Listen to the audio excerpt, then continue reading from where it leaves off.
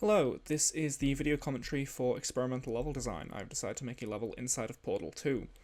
The main sort of mechanic of this level that it's sort of based around are these spheres. These are very hardly used in the main campaign of the game. I think they're only ever used like once. Um, I thought these were really interesting because unlike the cubes, which are essentially just cubes, but they're spheres instead, they can roll, which cubes obviously cannot. And I thought that could make for some interesting level design. To show you here, the main sort of mechanic of it, if I put a portal there, put another portal here, and then press the button. The main sort of mechanic of this, the spheres used in this level 4 is drop it down big hole to shoot it out of another portal, which can be used for various things you see here. It can be used to take out a sentry turret. So how did this all begin? Initially, I was messing around with the editor just to kind of see what was possible and what I could do, and what seemed cool. I ultimately settled on the idea of using the sphere for this kind of mechanic after making a bowling level, just kind of for fun. I thought that was a really interesting and kind of unique use of that object that at least is never used in the main campaign. So I like that, and I thought that would be a good idea. So I did the first draft, which was essentially just a version of this room here, but much earlier. It didn't have that sort of tutorial section with those two rooms beforehand. So I put it together. It was a bit clunky to play. Upon testing it for myself, after putting it together, there was a lot of bits with it where the player could very easily fail at things, and if they failed, they had to sort of... It took way too long to try again, essentially. This section here, where you're essentially trying to drop a cube onto that button, originally it was all the way over there. That whole section in particular was one where it was hard to line up, and then if you failed, you had to walk a long way and then walk a long way back. It was just a bit too clunky. So I tried to make it a bit less clunky, obviously. And I did that by kind of moving where the button was. I think it was over here at that point. Did some other little things, and then did a first proper playtest with another person who hadn't played Portal 2 as much. The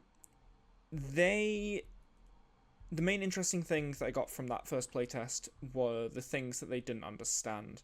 As I said, a big part of this level is dropping the sphere down pits. If I do that here, put one down. Originally there were sort of lasers towards the top of these, essentially just so that if the player drops down, there's not that issue of dropping down and not being able to get out. It just kills them outright.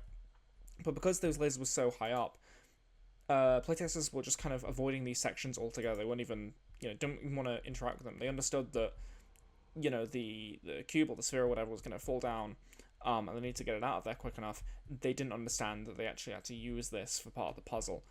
And so that was obviously an issue, since, it's the main sort of mechanic of how the level works. Other issue is that they didn't understand what sphere pressure pads were. There's one at the end of the level, you can kind of see up there. The idea ultimately is get a sphere to touch that so that the final door will open. Originally, players were seeing that and thinking, oh, it's just part of this tractor beam here, since this sphere pressure pad actually doesn't appear in the main campaign of Portal 2 either, it's only in the multiplayer mode. So I needed a way to sort of get them to know what that was. So I tried to fix this. To start off with the sphere problem, or the sphere pressure pad problem, I put a big set of stairs round the back. And my hope was that, okay, that makes it so that you can go up there, you can see what the pad is, go, okay, that's part of the level, and then, in theory, use it. Problem there, however, it took too long. It wasn't a long time, but it was long enough to get around there and check it, that it didn't really feel worth it. And also the fact that that section didn't really have any purpose beyond just looking at the pressure pad you would need later kind of made it feel a bit pointless. Anyway, from there I then also went and started moving some of the elements around. This button here, the pressure pad up there, they were all kind of in this section over here, which wasn't the best idea. It made everything feel sort of cramped and confused as to, what button did what. So I move them around.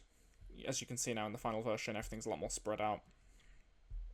I also moved the lasers down further. My hope was that if they were lower down, players would feel less sort of scared to peer down them and go, oh, okay, I can put a portal down there. So I tried doing that, then did another playtest with 2 people this time. The main 2 issues they got from that is that they were still avoiding the pits. That was still a problem. And also the fact that this section here, where you have to drop the cube, as you will see there, was still quite hard. It was kind of hard to line it up and actually get it to hit it. Ultimately, what I did to try and fix that is putting this pane of glass here. Essentially, what players were doing is they were waiting until the cube touched the wall and then drop it.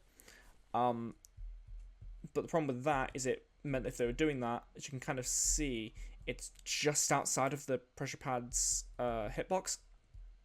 So by putting this pane of glass here, it means that it actually kind of slides it down it and makes sure that it actually hits the pressure pad in the way that it's supposed to. After that, to fix the issue with the pits, my idea was just make them bigger. Instead of having them being 1 by 1, have them 3 by 3. And I did do that, and did a playtest on that version. The problem is that it made it a lot harder to sort of line up portals when placing them down there. As you can see from this here in a second, where the section of shooting the sphere out here, you need to be quite precise with it, and having it be 3 by 3 makes it a lot harder to do that.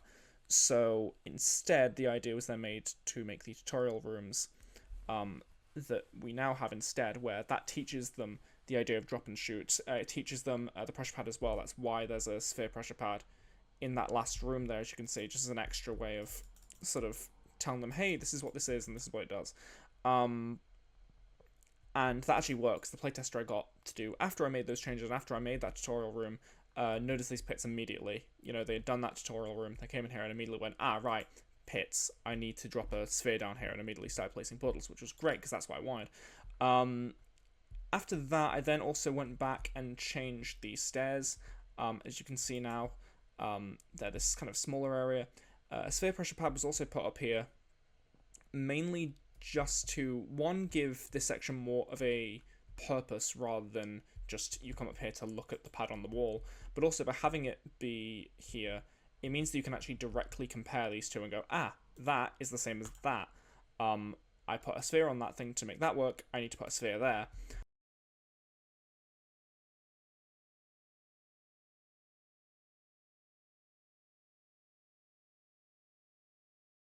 So I did that. I also then went back and changed the tutorial room just slightly. Beforehand, a sort of trick you could do is pick up that sphere and then kind of just use it to deflect the bullets from the sentry turret, which makes basically just kind of made the whole tutorial obsolete if you could do that, because it meant that the player wasn't being forced to be taught this thing. It just meant they could get around it and then still not know what to do when they get to the main puzzle room here. So I fixed that using a fizzler, essentially so that they couldn't just take it through. And then I did the final playtest, which thankfully worked. Doing the final playtest, players were playing it the way I expected them to, which is fantastic. Obviously, they still had bits to work out, they still had to figure out the puzzle, but it worked as intended. Which brings me to the final bit, actually, the final change that was made. In the puzzle, as you can see, ball rolls out of there. Your ultimate goal is to shoot it into there. Originally, what I had is this. You hit on the button, these stairs appear, and it sort of has to be a sort of aha moment, because originally, the player thinks, okay, you've got the ramp, you shoot it, and it goes off the ramp, and it goes into there. But, as you will quite easily see here, if I just hold that, it's not enough momentum. It'll roll over the top, and that's that. Ultimately, what you have to do is hit it at the right time when it's on the end to sort of propel it upwards and kind of do a trick shot with it. The problem with that, though, is that shooting it off of that and into that hole is a very specific window. It can be kind of hard to do, and throughout all my playtests, players were having to do this section over and over and over again because they couldn't sort of time it up correctly. They're having trouble with it, which, you know, understandably so. It's a very specific input you have to do at a very specific time. So the idea was put one last tractor beam in there, so that this way, as long as you can hit it, it will be carried in. Because yeah, the problem we had, don't know how I did that. The problem we had was the fact that, yeah, the ball was just kind of being shot directly upwards, but not into the right bit. This way, as long as you time it correctly, there we go, it goes into the tractor beam and gets carried, which gets rid of that last big hurdle that players were having when playing the level. So yeah, that is my level.